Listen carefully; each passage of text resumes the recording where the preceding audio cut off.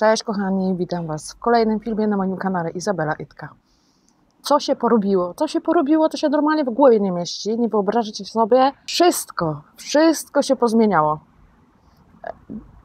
Tutaj mi się właśnie takie przysłowie przychodzi mi do głowy.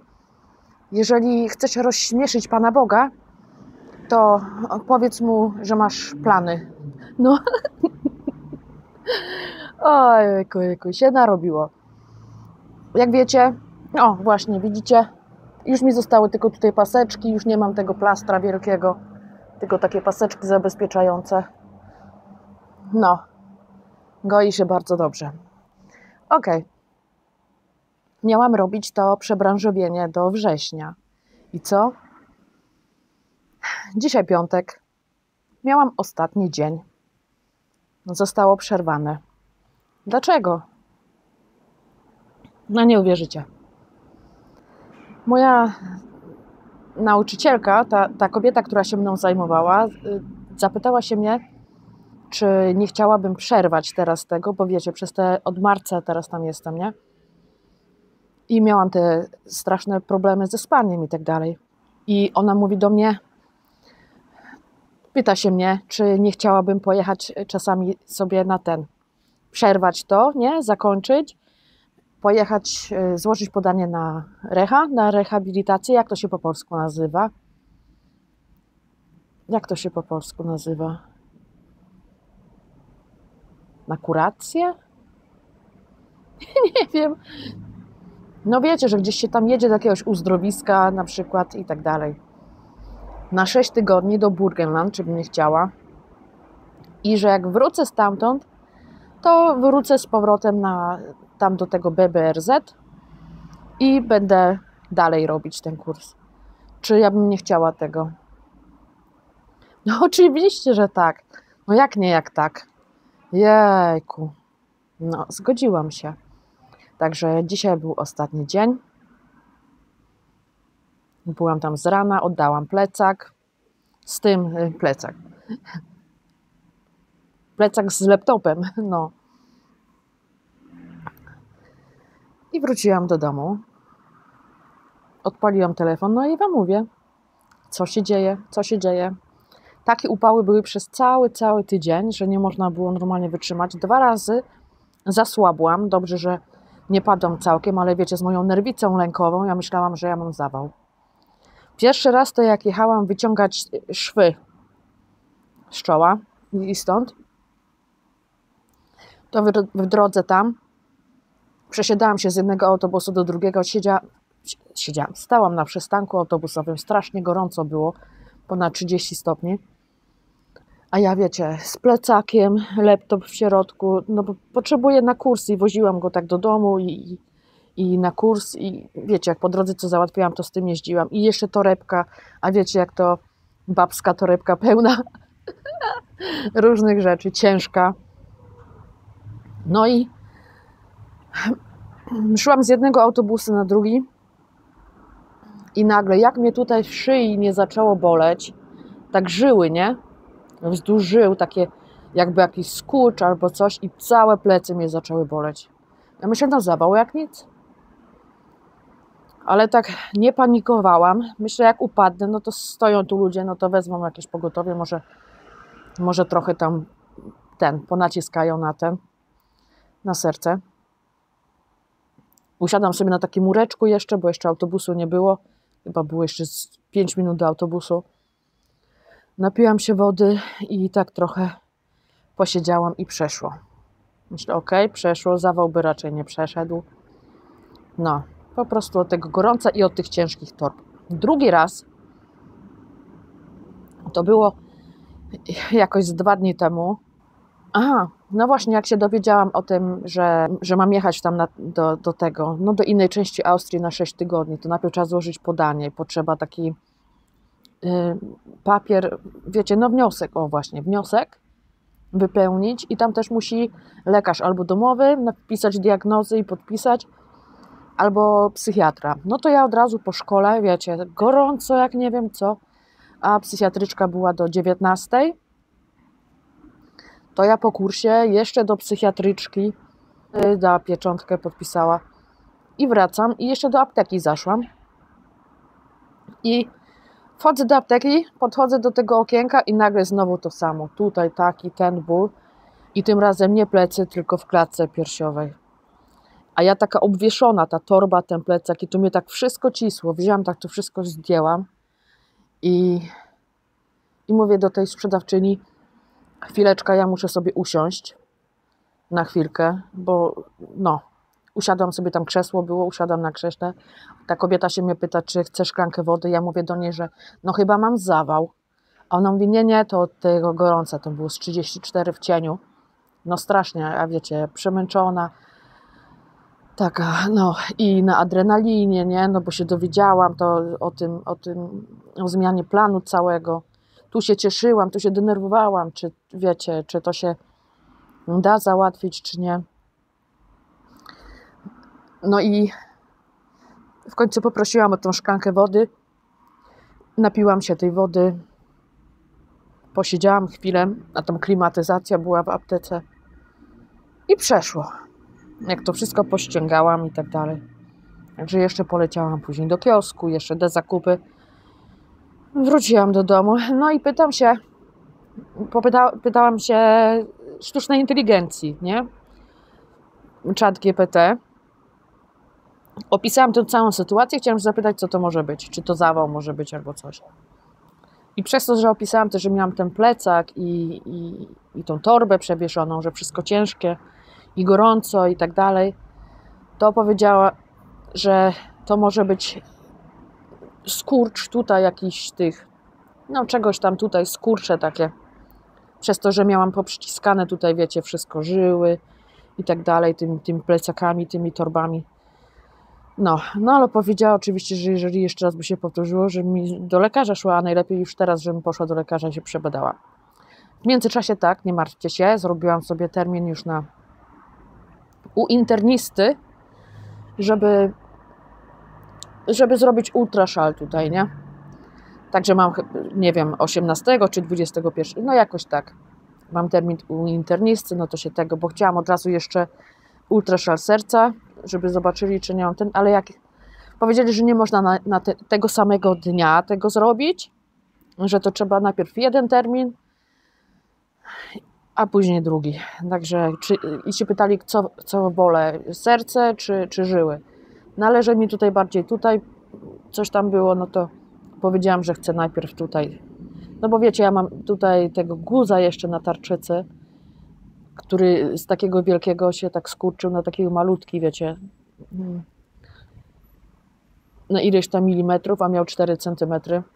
Tylko wodę tam żeśmy z tego wyciągli w szpitalu szczykawką, ale nie jest złośliwy ani nic. Chcieli, żebym wycięła tarczycę, ale ja powiedziałam, że nie trzeba, po co, nie jest złośliwy, skurczył się minimalnie, no ale to trzeba, wiecie, obserwować. Co jakiś czas robię sobie tutaj właśnie tarczycę i tutaj żyły. No, ale dziwne, bo wiecie, gdzieś tak z rok temu, jak robiłam tutaj ultraszal szyi, to miałam czyste żyły. No, takie normalnie bardziej czyste niż u ludzi w moim wieku. No.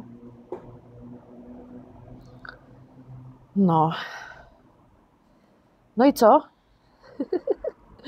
Czekajcie, w którym ja jest w tym momencie? No właśnie, no to mam te terminy zrobione, także nie ma co się martwić. Dużo się podziało, nie?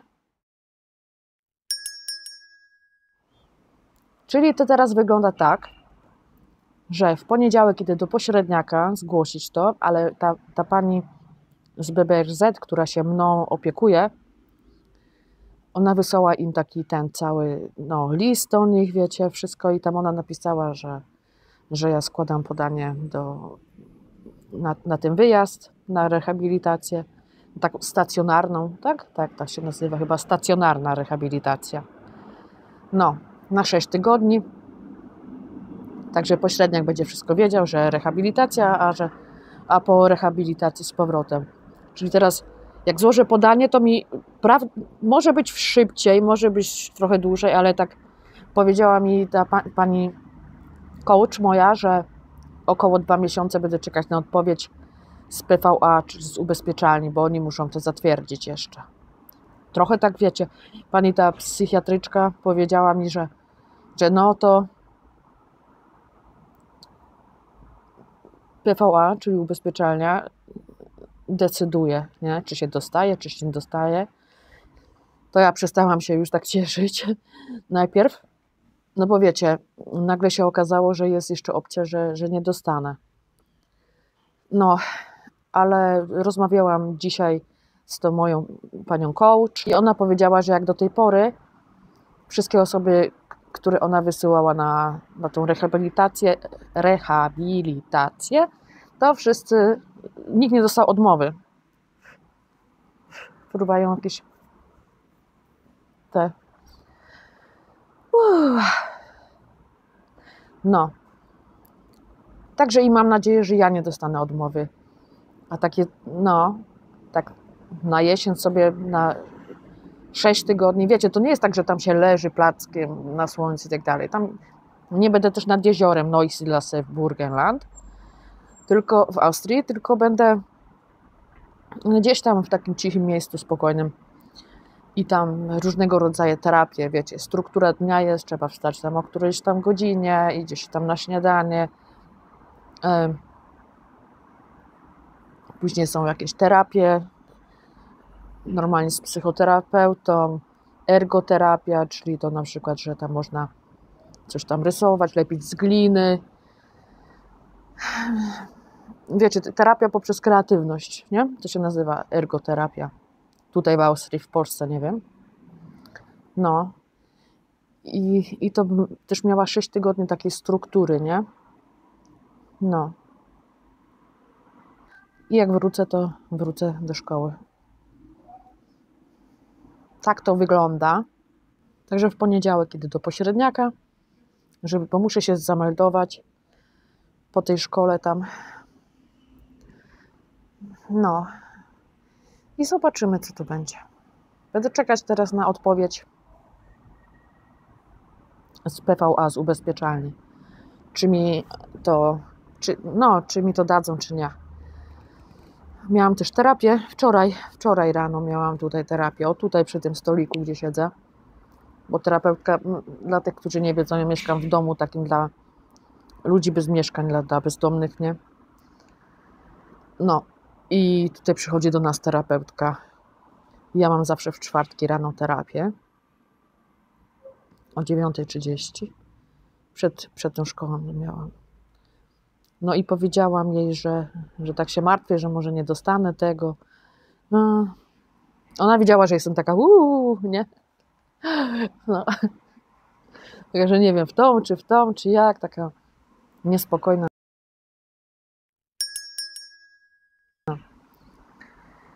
I ona mówi, no a co się może wydarzyć, jeżeli dostanie pani odmowę?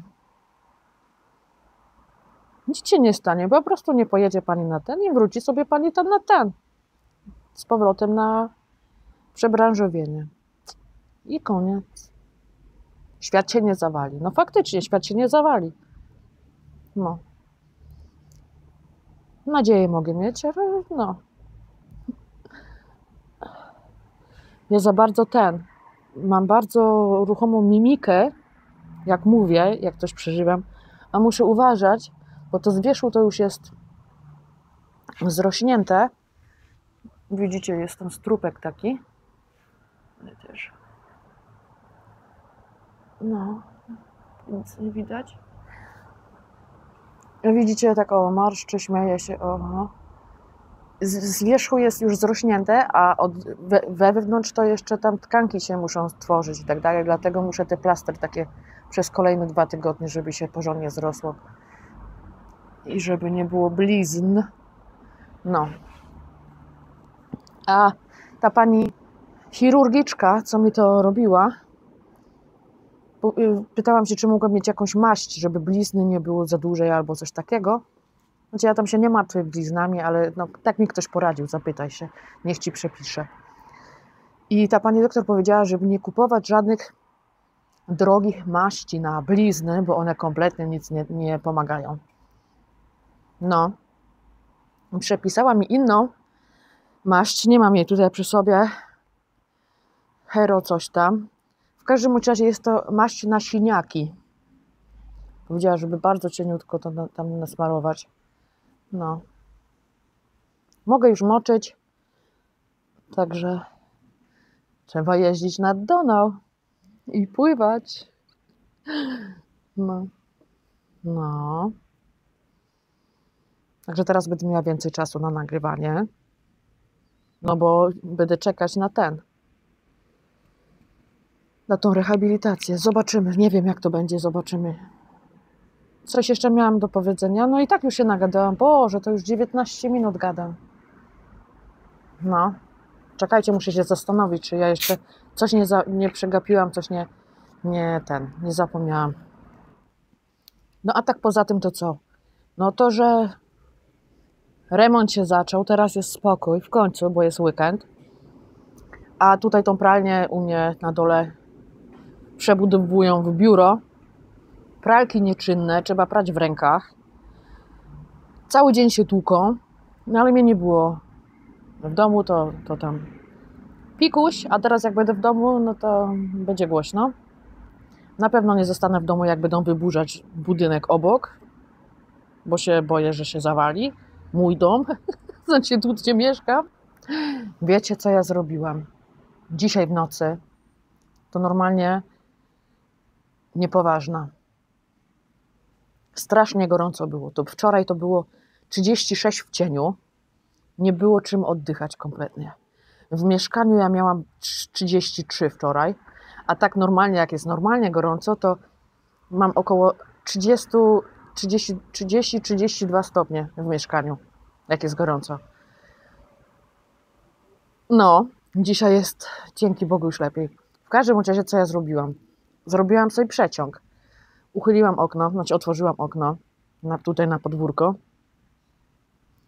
a z drugiej mam tylko to jedno okno, a z drugiej strony drzwi wejściowe. Ja wzięłam sobie, uchyliłam, tak wstawiłam buta, nie? Żeby drzwi się nie zaczasnęły i na zewnątrz, na korytarzu jest okno.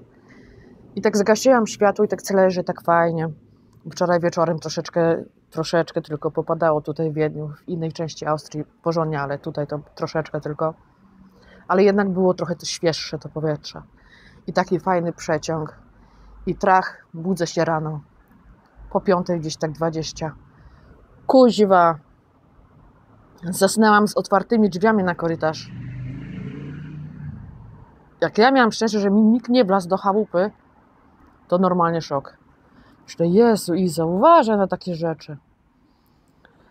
Ja taki strachoput zasnęłam przy otwartych drzwiach. Całą noc spałam. A biedni sąsiedzi, ja chrapię tak strasznie. Już teraz to w lecie mają przerąbane, bo okno jest otwarte, to na podwórku. To teraz jeszcze na korytarzu wszyscy mieli koncert. O Jezu. Dobra, kochani, na tym będę kończyć. Ściskam Was. Buziaczki. Widzimy się w kolejnym filmie. Pa. Pa.